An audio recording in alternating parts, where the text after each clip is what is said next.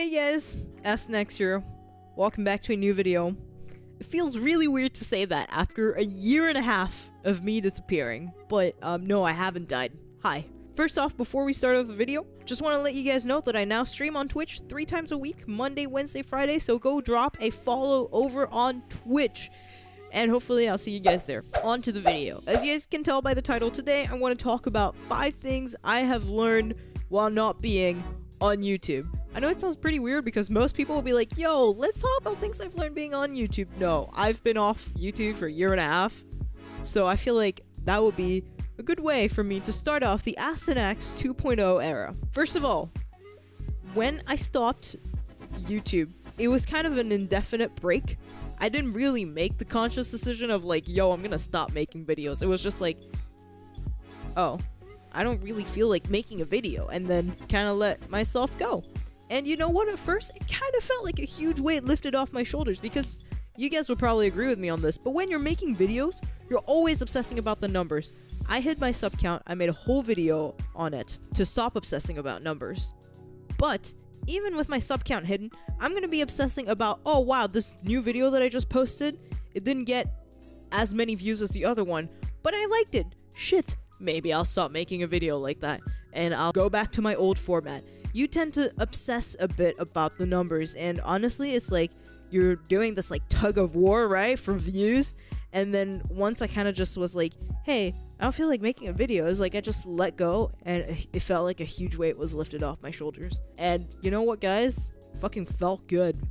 It felt good. So if you're like me and you kind of feel like that, it may be time to take a little break, even if it's just for 1 week. I think if you take a controlled break and you're like, yo, I'm gonna come back in like 1 week, you're still gonna be obsessing about it. Just tell yourself, I'm gonna go on a little break. I don't know for how long, but I'm just gonna forget about it so I come back with a fresh mind. And honestly, those numbers and everything that you spend so much brain power on worrying about, you'll realize, actually, it doesn't really matter. Like, as long as I'm enjoying what I'm doing, who cares about the rest, right? This brings me to number 2. Your content reflects who you are. You see a lot of those YouTube tips videos or whatever where people are like, hey, you need to work on your content needs to be up there. You know, if you want to have, 100,000 subscribers, then you need to act like you already have 100,000 subscribers. Your content needs to be up there. You need to offer value, whatever, right? But your content reflects directly who you are. Working on yourself is working on your content. And trust me, it's not by sitting in front of a camera or editing a video or making a thumbnail or going on, like, I don't know, Reddit to engage with the community that you're working on yourself. You work on yourself by living your life, by going out there, because every single time you make a video, you put a little bit of yourself, a part of you in there, and you need to replenish that part of you, because otherwise you kind of end up being an empty shell, just doing it because you said you'd do it. And that was kind of how it ended up being for me. This brings me to point number 3. I don't know if you guys are like me, but I kind of grew up on YouTube. As in, like, grew up watching YouTubers, and then I started making videos when I was pretty young, first in French, and then in English. And this channel, actually, if you scroll back, the first video I ever posted is still here, right? You can still check it out. It's cringe as hell. And honestly, I think you'll tell quite a big difference in my voice. Apart from the microphone stuff, you will hear a big difference. Like, it's like my balls dropped. I don't even understand. Anyways, at that time, I was, I don't know, 14 or 15 maybe. And today, I'm 20, even though I still look like I'm fucking 12 years old, according to some people. But honestly, I don't think I look 12. So I'm 20, right? So today, and when I started, are 2 completely different stages of my life, right? And I kind of lost track of the fact that I grew up. You're just kind of obsessed with, like, okay, I need to, like, post 3 times a week or however long, because the YouTube algorithm will push people who like post a lot and stuff like that. Yeah, okay, but in the meantime, I have grown up, and there was just a big gap between the content that I was putting out and who I was as a person, because I grew up in that time. The videos that I was making are not the videos that I would have been watching, right? And you just need to take some time, take a little step back, and figure out what it is that you'd be watching, what it is that you think is valuable to put out there into the world. I think that I'm no longer as like obnoxious and in your face as my older videos, because Honestly, like, I'll admit it, I was a little obnoxious, overhyped, over the top. I get it.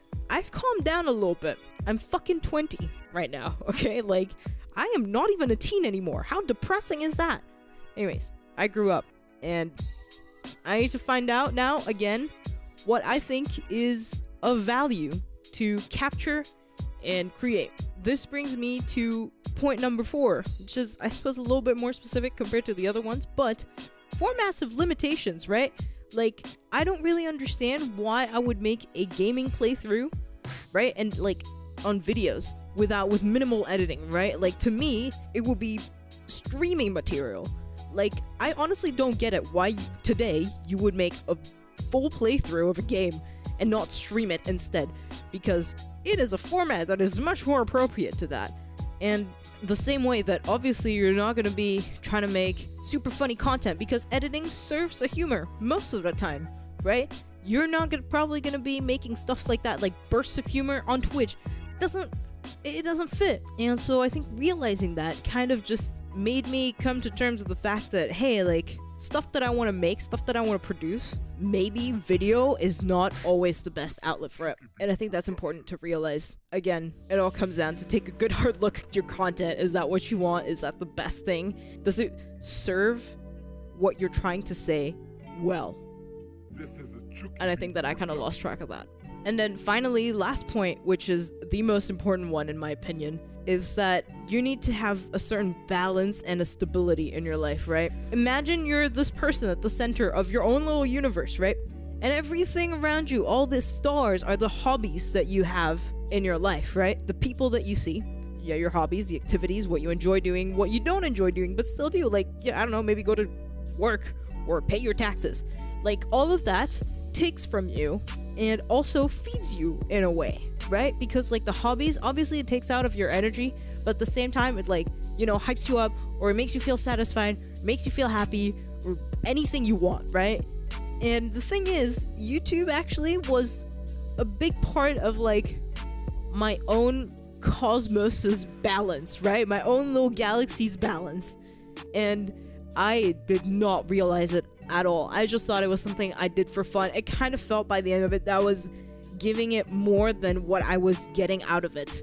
It was just because I kind of lost track of what it was giving back to me. The thing is, making videos is like a creative outlet for me. It's like my thoughts, they're in my brain, I take them out, I make something productive out of it, and then throw it out into the world so that it flies off on its own, kind of. Or I just make funny moments sometimes because I feel like I want to create something. And by kind of just letting go of it and not making videos anymore, I didn't have any creative outlet anymore, and it kind of felt like I was missing something. And I didn't really realize what it was that I was missing. I thought I could replace with other stuff, but ultimately, even if I try replacing it with other stuff, it's not the same. I tried writing articles, I tried, you know, making blog type stuff, and like writing stuff, or I don't know, anything else, but it's just not me. It doesn't feel true to me as much. I wouldn't say I'm the best at making videos, of course not, but I am quite good with a camera. I feel comfortable in front of a camera. I enjoy doing this.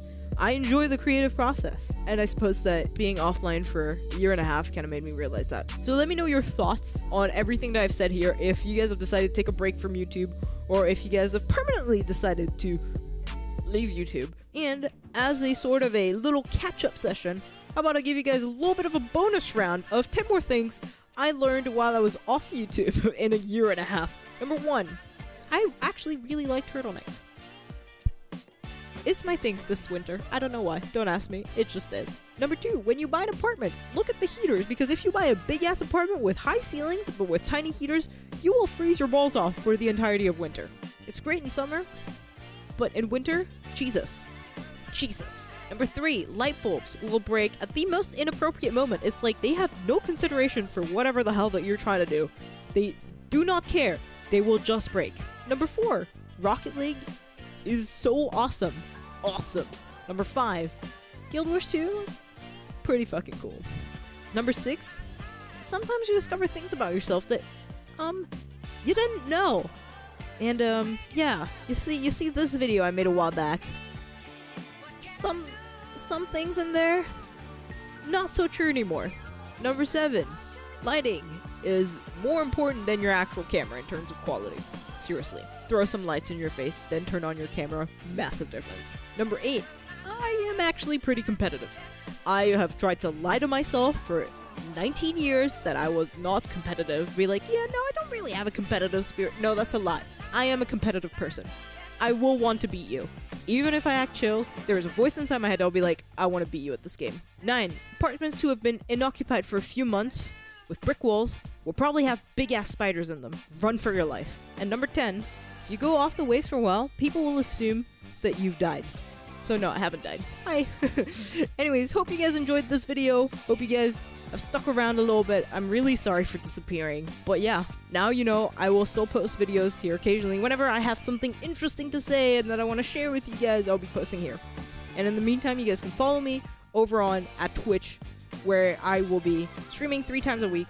Twitch.tv/Astinax. That's where it's at. Alright, hope you guys have had a great year and a half, and that you guys will have a great day. I will see you all in the next video.